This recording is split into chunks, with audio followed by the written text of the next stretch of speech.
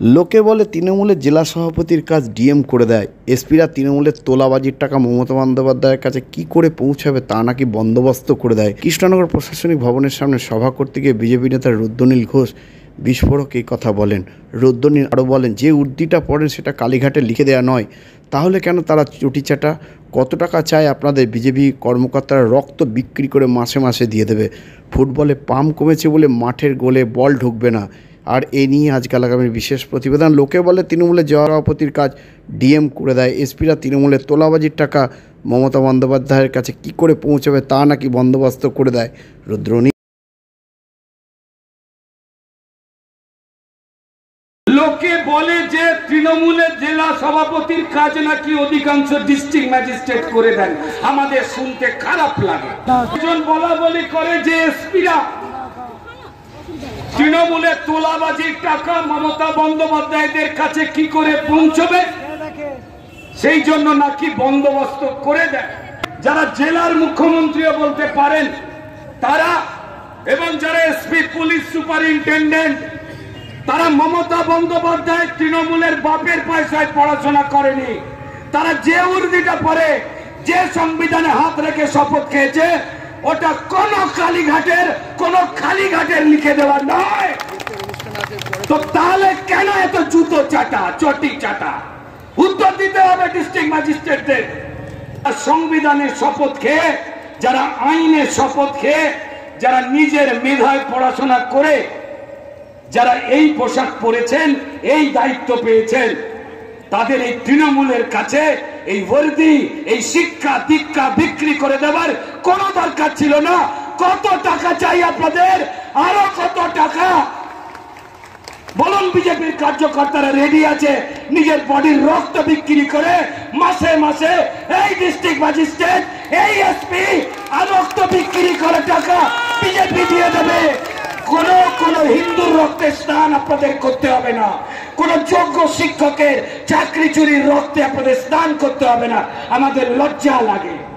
ভালো করে জানেন, ফুটবলে পাম্প কমে গেছে। যতই লাথি মারুন, বল আর মাঠে গোলে ঢুকবে না।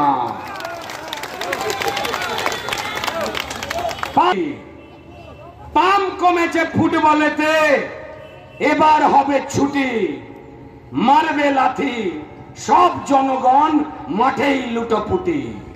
আপনাদের তুলতে হবে, নাহলে এমন জায়গায় নিজেদের পাপ কাজার করবেন না যেখানে আপনার বাড়ির লোক আপনার খবর নেওয়ার জন্য ফোন করবে আর আপনারা ফোন তোলার ক্ষমতায় থাকতে পারবেন না। এমন জায়গায় নিয়ে যাবেন না। আপনাদের চাকরি, আপনাদের পোশাক, আপনারা ভারতীয় সংবিধানের শপথ খেয়েছেন। এই বর্দির পয়সা, ওই বুটের পয়সা, এই মাইনে, সব এই যে লোকগুলো জড়ো হয়েছে, যারা খুন হয়েছে, ঘর ছাড়া হয়েছে, তাদের ট্যাক্সের পয়সা হয় মাথা রেখে দেবেন।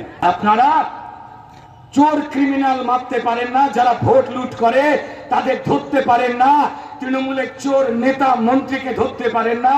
আপনারা যে শিক্ষা কি পেয়েছেন, চালাকি ছুটিয়ে দেব। যদি আর বাড়াবাড়ি হয়, শুধরে যান। ভারতবাসীর পক্ষে থাকুন, সংবিধানের পক্ষে থাকুন। কোন চোরের বাবার হয়ে দালালি করবেন না। যদি বেশি বাড়াবাড়ি করেন, জেনে রেখে দেবেন, আজ আছে কালীঘাট, কাল হবে খালিঘাট, খালি হয়ে যাবে। আমরা চাই আপনারা সম্মানের সঙ্গে হিন্দু, মুসলমান, শিখ, খ্রিস্টান, জনজাতি, উপজাতি সবাইকে রক্ষা করবার জন্য, আইনকে রক্ষা করবার জন্য আপনাদের চাকরি শুধরে না যান। তাহলে আবার বলছি, যেমন হিন্দুরা ফোন করে করে আপনাদের পায়নি, তাদের প্রাণ চলে গেছে, ঘর বাড়ি চলে গেছে, সাবধানে থাকবেন। সম্মানীয় ডিস্ট্রিক্ট ম্যাজিস্ট্রেট সাহেবকে বলবো, নিজের চেয়ারের সম্মান রাখুন। আপনার টাইটেল তো ব্যানার্জি নয় না, নাকি হরিশ চ্যাটার্জি, হরিশ মুখার্জিতে আপনারও প্লট কেনা আছে স্যার? যদি না থাকে, আমরা এসপি সাহেবদের, ডিস্ট্রিক্ট ম্যাজিস্ট্রেট সাহেবদের আমরা সম্মান করতে চাই। যদি সেই সম্মান আপনারা রাখতে চান, তাহলে নিরপেক্ষভাবে নিপীড়িত মানুষের পাশে দাঁড়ান, চোরেদের বিরুদ্ধে দাঁড়ান। নালে কবে আপনার চেয়ার চুরি হয়ে যাবে আপনারও খেয়াল থাকবে না।